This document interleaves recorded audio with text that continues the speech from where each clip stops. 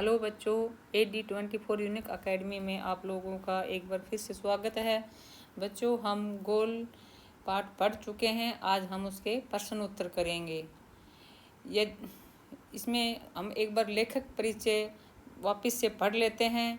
यदि कोई खिलाड़ी अपनी आत्मकथा का नाम गोल रखे तो इस नाम को पढ़कर इतना तो तुरंत समझ में आ जाता है कि उसे खेल में से कितना प्यार रहा होगा। जी हाँ, वे अमर खिलाड़ी हैं।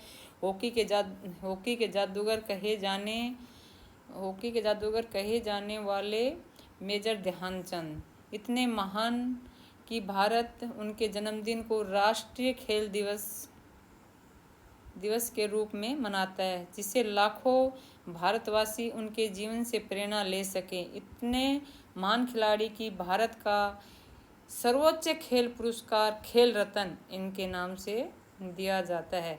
तो बच्चों, हम इसमें हॉकी के एक बहुत ही जाने माने प्रसिद्ध खिलाड़ी मेजर ध्यानचंद के बारे में पढ़ा है, और उसी के पूरा पाठ हमें उसी के बारे में था। उन्होंने किस प्रकार हॉकी खेल के अपना वो किया।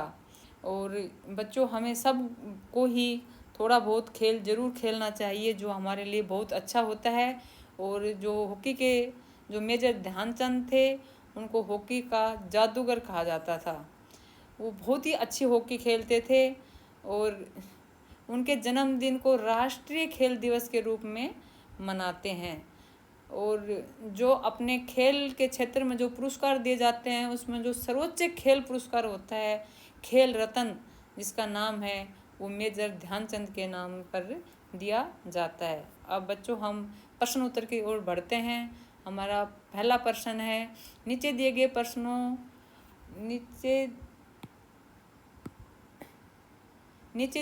प्रश्नों का सटीक उत्तर कौन सा है? इसके सामने तारा बनाना है।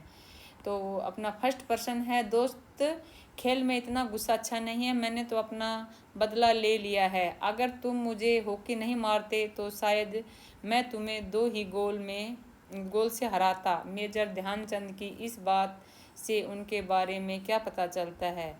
तो बच्चों, अपन ने पाठ में पढ़ा था कि जब मेजर ध्यानचंद खेल रहे थे तो एक दूसरी टीम के खिलाड़ी ने आकर उनके सिर में हॉकी से मार दिया था।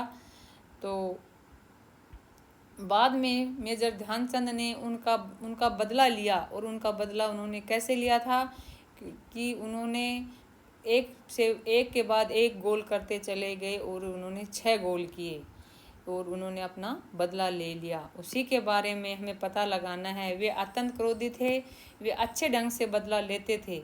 उन्हें हॉकी से मारने पर वे अधिक गोल करते थे। वे जानते थे कि खेल को सही भावना से खेलना चाहिए। तो बच्चों, इन 4 ऑप्शन दे रखे हैं। इसमें जो सटीक उत्तर है, जो बिल्कुल सही उत्तर है, उस पे हमें स्टार बनाना है। तो हमने ये चौथे नंबर का है, इस पे स्टार बना दिया है। प्रश्न नंबर 2 है, लोगों ने मेजर ध्यानचंद को हॉकी का जादूगर कहना क्यों शुरू कर दिया? तो बच्चों, ये 4 ऑप्शन हैं, इनको हम पढ़ेंगे और फिर देखेंगे कि उन्होंने किस कारण से उन्हें हॉकी का जादूगर कहना शुरू किया था लोगों ने। उनके खेल के विशेष कौशल के कारण, उनकी हॉकी स्टिक की अनोखी विशेषता के कारण, हॉकी के लिए उनके विशेष लगाव के कारण, उनकी खेल भावना के कारण। तो बच्चों, इसमें मेरे को जो सबसे सटीक उत्तर लगा हुआ है, उनकी हॉकी खेलने के विशेष कौशल के कारण। ये हमने पाठ में पढ़ा भी था अच्छे से और आया भी था। अब अपने मित्रों के साथ चर्चा कीजिए और अपने ये उत्तर ही क्यों चुने, तो इस बारे में बताना है। तो बच्चों, ये आप लोग अपने मित्रों के साथ पढ़ना, आपस में चर्चा करना और फिर इसका उत्तर लिखना। मिलान करें। पाठ में से चुनकर कुछ शब्द नीचे दिए गए हैं। अपने समूह में इन पर चर्चा कीजिए और इनके सही अर्थों या संदर्भों को मिलाइए। इसके लिए आप शब्दकोश, इंटरनेट या शिक्षकों की सहायता ले सकते हैं। तो बच्चों, नीचे हमें ये दिया बना के, एक टेबल टाइप में बना के दे रखी है। इसमें एक साइड में शब्द लिख रखे हैं और एक साइड में उसका अर्थ या संदर्भ। लांस नायक। तो बच्चों, लांस नायक भारतीय सेना का एक पद है या मतलब रैंक है। इसको ये लांस नायक है। Berlin Olympic. वर्ष 1936 में जर्मनी के बर्लिन शहर में आयोजित ओलंपिक खेल प्रतियोगिता जिसमें 49 देशों ने भाग लिया था। ये इसका उत्तर होगा ये पंजाब रेजिमेंट। तो पंजाब रेजिमेंट की स्वतंत्रता से पहले अंग्रेजों की भारतीय सेना का एक दल था। ये था पंजाब रेजिमेंट, एक भारतीय सेना का एक दल था, उसका नाम था सैप्रस एंड माइनस टीम। तो बच्चों इसका होगा अंग्रेजों के समय में एक हॉकी का दल था, ये उसका नाम था सैप्रस एंड माइनस टीम। सूबेदार स्वतंत्रता से पहले सूबेदार भारतीय सेना के अधिकारियों का दूसरा सबसे बड़ा पद था, में ये आएगा। और 6 नंबर पे है छावनी। तो छावनी क्या थी? सैनिकों के रहने का एक क्षेत्र। तो इसमें ये 3rd नंबर वाला आएगा 6 में। ठीक है, पाठ में से चुनकर कुछ पंक्तियां नीचे दी गई है, इन्हें ध्यान से पढ़िए और इन पर विचार कीजिए कि आपको इनका क्या अर्थ समझ में आया। अपने विचार कक्षा में अपने समूह में साझा कीजिए और अपने लेखन पुस्तिका में लिखिए। तो इसमें क्या है? बुरा काम करने वाला आदमी हर समय इस बात से डरता रहता है कि उसके साथ भी बुराई की जाएगी। तो बच्चों इसका उत्तर हम लिख रहे हैं। इस पंक्ति का अर्थ है कि जो व्यक्ति बुरे काम करता है वह हमेशा इस डर से जीता है कि किसी न किसी दिन उसके साथ भी वैसा ही बुरा व्यवहार होगा जैसा उसने दूसरों के साथ किया है। और यदि व्यक्ति के मनोवैज्ञानिकता को दर्शाता है, जहाँ उसकी अपनी बुराई उसे असुरक्षा और भय का शिकार बना देती है। तो बच्चों ये कै वाला है, ये उसका उत्तर ये है। तो ये है। अब ख, मेरी तो हमेशा यह कोशिश रहती है कि मैं गेंद को गोल के पास ले जाकर अपने किसी साथी खिलाड़ी को दे दूं ताकि वे उसे गोल करने का श्रेय मिल जाए। अपनी इस खेल भावना के कारण मैंने दुनिया के खेल प्रेमियों का दिल जीत लिया। तो ये मेजर ध्यानचंद जी कह रहा है। तो इसका अर्थ बताना है इन पंक्तियों का। तो इस पंक्ति का अर्थ है कि मेजर ध्यानचंद जी हमेशा टीम भावना को महत्व देते थे। वे खुद गोल करने के बजाय अपने साथी खिलाड़ियों को गोल करने का अवसर प्रदान करते थे ताकि उनकी मेहनत और कौशल का भी सम्मान हो सके। उनकी यह खेल भावना और निस्वार्थ ही उन्हें लोगों के दिलों में खास जगह दिलाने में मददगार रही है। तो बच्चों ये ख का उत्तर होगा ये। संस्मरण को एक बार फिर से पढ़िए और निम्नलिखित के बारे में पता लगाकर अपनी लेखनी पुस्तिका में लिखिए। ध्यानचंद की सफलता का क्या रहस्य था? तो बच्चों ये आप भी सोच के और अपने पाठ को पढ़कर सोचना और बताना। मैंने लिखा कड़ी मेहनत और समर्पण टीम भावना, निस्वार्थ, अद्वितीय खेल कौशल, अनुशासन और नैतिकता आदि मेजर ध्यानचंद की सफलता का रहस्य था। तो इसका उत्तर होगा ये। और इसमें है ख, किन बातों को से ऐसा लगता था कि ध्यानचंद स्वयं से पहले दूसरों को रखते थे? तो हमने पाठ में पढ़ा था गोल का श्रेय साथी खिलाड़ियों को देना। इसको आप पॉइंटों में भी लिख सकते हो, एक जैसे 1 पॉइंट पे हो जाएगा, 2 पे हो जाएगा, 3 पे हो जाएगा। ऐसे गोल का श्रेय साथी खिलाड़ियों को देना, टीम की प्राथमिकता, खेल भावना का पालन, अन्य खिलाड़ियों को प्रेरित करना आदि बातों से ऐसा लगता है कि वे स्वयं से पहले दूसरों को रखते थे। उन दिनों मैं एक पंजाब रेजिमेंट की ओर से खेला करता था। ये ऐसे कौन कह रहा है? ये कह रहा है मेजर ध्यानचंद जी। इस वाक्य को पढ़कर ऐसा लगता है मानो लेखक आपसे यानी पाठक से अपनी यादों को साझा कर रहा है। ध्यान देंगे तो पाठ में ऐसी और भी अनेक विशेष बातें आपको दिखाई देंगी। इस पाठ को एक बार फिर से पढ़िए। ठीक है बच्चों, आप ज़रूर पढ़ना और फिर अपने अपने समूह में मिलकर इस संस्मरण की विशेषताओं की सूची बनानी है।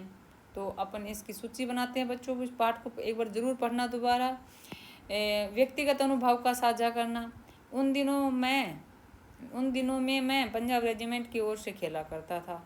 आत्मकथ्य शैली, मैंने उस खिलाड़ी की पीठ थपथपाई और कहा, दोस्त मैं तो इतना गुस्सा अच्छा नहीं है, खेल में इतना गुस्सा अच्छा नहीं है। नैतिक संदेश, हमें इस पाठ में क्या नैतिक संदेश मिलता है? सच मानो, बुरा काम करने वाला आदमी हर समय इस बात से डरता रहता है कि उसके साथ भी बुराई ही की जाएगी। इसलिए हमें किसी के साथ बुरा नहीं करना चाहिए बच्चों। हमें अच्छे से सबके साथ मिलजुल कर रहना चाहिए और खेल भी सबके साथ मिलजुल कर खेलना चाहिए।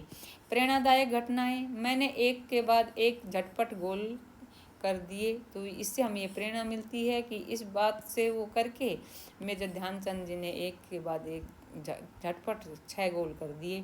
निस्वार्थ और टीम भावना, मेरी तो हमेशा यह कोशिश रहती है कि मैं गेंद को गोल के पास ले जाकर अपने किसी साथी खिलाड़ी को दे दूं ताकि उसे गोल करने का श्रेय मिले। इसलिए उनमें निस्वार्थता और टीम भावना भी थी। और बच्चों अपना अगला क्वेश्चन क्या है, ख में अपने समूह की सूची को कक्षा में सबके साथ साझा करना है। तो इसका उत्तर बच्चों मैंने ये लिखा है, अपने समूह की सूची को कक्षा में साझा करते समय उपरोक्त विशेषताओं का उल्लेख कर और उदाहरण के साथ समझाइए कि कैसे ये विशेषताएं संस्मरण की को प्रभावशाली और प्रेरणादायक बनाती हैं। इससे सभी विद्यार्थियों को लेखक की शैली और उनके संदेश को बेहतर ढंग से समझने में मदद मिलेगी। और बच्चों शब्दों के जोड़े और भिन्न प्रकार से, तो इसमें कुछ तो शब्दों के जोड़े बनाने हैं, कुछ तो सेम बनाने हैं, कुछ भिन्न प्रकार से। जैसे जैसे मेरे खेल में निखार आता गया वैसे वैसे मेरी तरकीब भी मिलती गई। इस वाक्य में जैसे जैसे और वैसे वैसे शब्दों के जोड़े हैं जिनमें एक ही शब्द 2 बार उपयोग में लाया गया है। तो बच्चों हम देख रहे हैं कि ये जैसे जैसे और वैसे वैसे, तो एक ही शब्द है और जिसको बार बार उपयोग में जोड़ों के रूप में लाया गया। शब्दों के जोड़े हैं जिनमें एक ही शब्द को 2 बार उपयोग में लाया गया है, ऐसे जोड़े शब्द युग्म कहते हैं। तो बच्चों जो ऐसे जोड़े होते हैं जैसे जैसे वैसे वैसे, इनको क्या कहते हैं, हम इनको शब्द युग्म कहते हैं। शब्द युग्म में 2 शब्दों के बीच एक छोटी सी रेखा लगाई जाती है। तो बच्चों एक छोटी सी रेखा ऐसे लगाई जाती है जिसे योजक चिन्ह कहते हैं। इस रेखा को क्या कहते हैं, योजक चिन्ह कहते हैं। योजक यानी जोड़ने वाला। आप भी ऐसे ही 5 शब्द युग्म बनाइए। तो योजक क्या होता है, एक दूसरे को जोड़ने वाला योजक चिन्ह होते हैं। ठीक है बच्चों, तो ये बात है। तो मैंने ये कुछ शब्द बनाए हैं, इस प्रकार आप कुछ अलग से और भी शब्द बना सकते हो। वनवास जाते समय राम आगे आगे और लक्ष्मण व सीता उनके पीछे पीछे चल रहे थे। जब जब धर्म की हानि हुई तब तब भगवान ने उतार लिया। सोहन अभी अभी ट्यूशन पढ़ने गया है। मंदिर में श्रद्धालुओं की लंबी कतारें लगी हैं। तुम्हें एक ही बात को रटते रटते 2 घंटे हो गए। वर्तमान में गांव में बिजली पहुंच गई है और आजकल घर में झगड़े चल रहे हैं। तो बच्चों ये कुछ शब्द बनाए हैं मैंने एक जैसे उसको लेके। अब ख में आता है, इसमें अलग है। खेल के मैदान में धक्का मुक्की और नोक झोंक की घटनाएं होती रहती हैं। इस वाक्य में भी आपको 2 शब्द युग्म दिखाई दे रहे हैं, लेकिन इन शब्द युग्मों में दोनों शब्द भिन्न भिन्न हैं, एक जैसे नहीं हैं। आप भी ऐसे 5 शब्द युग्म लिखिए जिनमें दोनों शब्द भिन्न भिन्न हो। तो इसमें हमने कुछ शब्द बनाए, देखना। आपकी पढ़ाई लिखाई कैसी चल रही है। हम सब भाई बहन घूमने जा रहे हैं। पश्चिमी संस्कृति को अपनाने से रहन सहन का तरीका भी बदल गया है। आपका खान पान का तरीका ठीक नहीं है। तुम्हारा हमेशा रोना धोना लगा रहता है। आज ताई चाची घर पर नहीं है। तो बच्चों हमने कुछ ये शब्द बनाए हैं, तो आप और अलग भी बना सकते हो। हार या जीत मेरी नहीं बल्कि पूरे देश की है। इसमें मेजर ध्यानचंद जी कहता है कि हार या जीत मेरी कोई पर्सनल नहीं है, ये बल्कि पूरे देश की हार जीत है। आज मैं जहाँ भी जाता हूँ बच्चे व बूढ़े मुझे घेर लेते हैं। इन वाक्यों में जिन शब्दों के नीचे रेखा खींची गई है उन्हें ध्यान से पढ़िए। हम उन शब्दों को योजक की सहायता से भी लिख सकते हैं, जैसे हार जीत, बच्चे बूढ़े आदि। अपने नीचे दिए गए शब्दों को योजकों की सहायता से लिखना है। तो बच्चों आपको अभी पीछे बताया था कि जो नीचे शब्द दिए गए हैं अपन को, इनको योजकों की सहायता से लिखना है। तो योजक चिन्ह तो आपको पता है ये कैसे होते हैं, ये अपनी डंडी खींचते हैं, ये योजक होते हैं। तो इसमें जैसे कि अच्छा या बुरा, तो अपन यह हटा के इसमें एक डंडी लगा देंगे तो अच्छा बुरा हो जाएगा। फिर छोटा या बड़ा, तो छोटा बड़ा। और फिर है अमीर और गरीब, तो और की जगह हम ये योजक चिन्ह लगा देंगे, अमीर और गरीब। उत्तर दक्षिण, और की जगह योजक चिन्ह लगाएंगे, उत्तर दक्षिण। गुरु और शिष्य, तो इसमें भी लगा देंगे गुरु शिष्य। अमृत या विष, तो या की जगह लगा देंगे तो अमृत विष हो जाएगा। तो ये है बच्चों। अब आगे है, मैंने तो अपना बदला ले लिया है। मैंने तो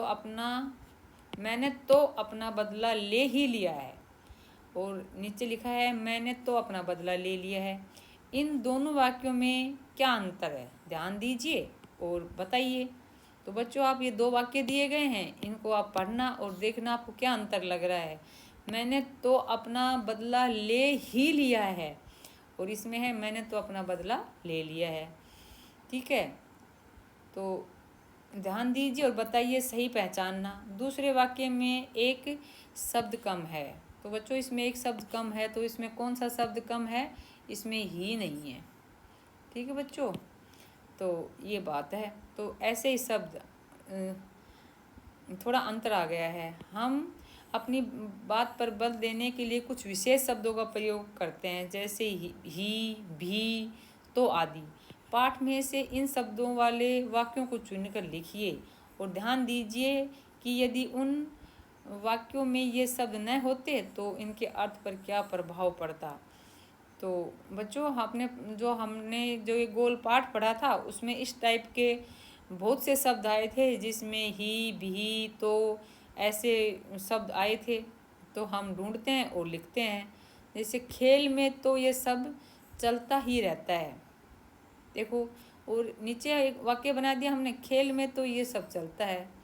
तो इनमें अंतर देख लो आप क्या है। खेल में तो ये है सब चलता ही रहता है, तो मतलब ये है कि ये अपन ने इस पे ही लगा दिया, तो ये वाक्य पे जोर दिया जा रहा है कि खेल में तो ये सब होता ही रहता है, और ये से खेल में तो ये सब चलता है। उन दिनों भी ये सब चलता था। और नीचे है कि उन दिनों यह सब चलता था, तो इसमें क्या लगा दिया हमने, भी लगा दिया। अब हर समय मुझे ही देखता रहता है, अब हर समय मुझे देखता रहता है। तो बच्चों इसमें क्या होगा कि हर समय मुझे ही देखता रहता है, तो इसका मतलब है कि सिर्फ वो उसको ही देखता रहता है, और इसमें मुझे देखता रहता है, तो मतलब वो इसमें अंतर हो गया ना दोनों शब्द में। तुम मुझे हॉकी नहीं मारते तो शायद मैं 2 ही गोल कर पाता। ठीक है बच्चों, तो इसमें अपन नीचे एक शब्द बना सकते हैं, तुम मुझे हॉकी नहीं मारते शायद 2 ही गोल कर पाता, तो हमने इसमें ही और 2 लगा दिया। उसके साथ भी बुराई की जाएगी, उसके साथ बुराई की जाएगी। जहाँ जाता हूँ मुझे तरक्की भी मिल गई, मुझे तरक्की मिल गई। इसका मतलब है ये नहीं कि सारे गोल में ही करता है, इसका मतलब ये नहीं कि सारे गोल मैं ही करता था, इसका मतलब ये नहीं कि सारे गोल मैं करता था। तो देख लो बच्चों, आप पढ़ोगे तो इसको अंतर आप लोगों को स्वयं समझ में आ जाएगा। इन सभी वाक्यों के दूसरे वाक्यों में शब्द कम हैं, उस एक शब्द के न हो वाक्य के अर्थ में भी थोड़ा अंतर आया है।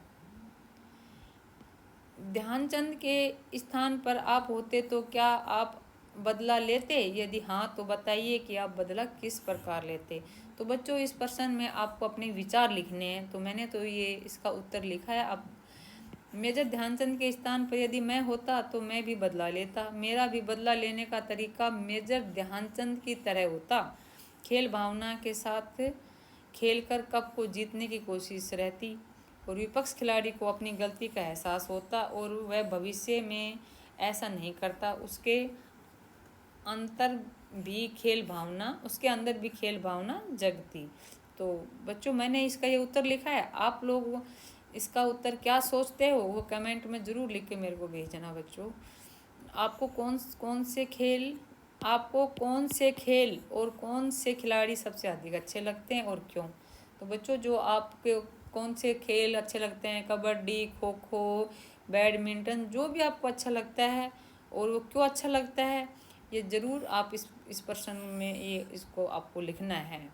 तो मुझे क्रिकेट और भाला फेंक के खेल अच्छा लगता है।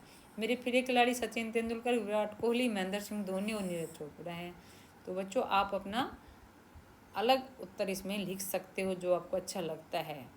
क्या आप समाचार पत्र पढ़ते हैं? समाचार पत्रों के में प्रतिदिन खेल के समाचारों का एक पृष्ठ प्रकाशित होता है। अपने घर या पुस्तकालय से पिछले सप्ताह के समाचार पत्रों को देखिए और अपनी पसंद का एक खेल समाचार पत्र अपनी लेखन पुस्तिका में लिखिए। तो बच्चों ये आप लोगों को स्वयं करना है।